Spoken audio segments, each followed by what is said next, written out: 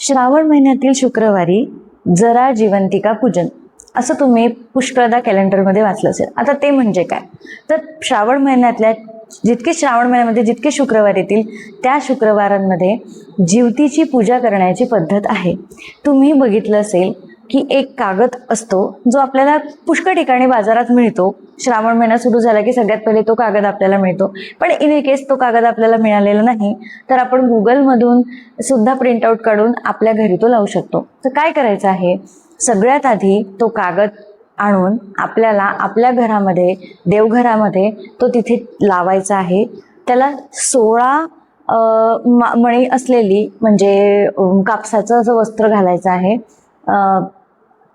दुर्वा, आघाडा, फुलं यांची एक छोटीशी माळ करायची आहे आणि दर शुक्रवारी त्या जिवत्या तिथे ज्या दिलेल्या आहेत त्या जिवत्यांची पूजा करून गुळ फुटण्याचा नैवेद्य आपल्याला ठेवायचा आहे.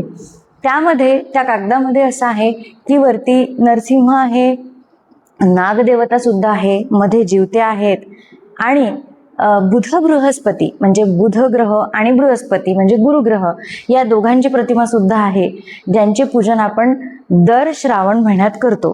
तर श्रावण महिन्यात येणारी जसं नागपंचमी, नृसिंह जन्म कि त्यांचा अवतार किंवा बुधाची पूजा, बृहस्पतीची पूजा आणि जिवतींची पूजा, ही संपूर्ण पूजा ही एका कागदामध्ये आपल्याला दिलेली आहे, ती आपल्याला करायची आहे.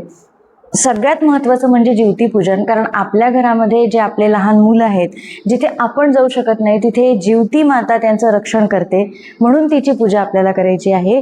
चारही शुक्रवार आपल्याला जिवतीची पूजा करून रोज संध्याकाळी तिची कहाणी वाचून आपल्याला गुळ फुटण्याचा नैवेद्य करायचा आहे. गुळ फुटण्याचा नैवेद्य आपल्याला वाटायचा आहे आणि सगळ्यात शेवटच्या शुक्रवारी पुरणाचा नैवेद्य करून त्याची सांगता करायची आहे.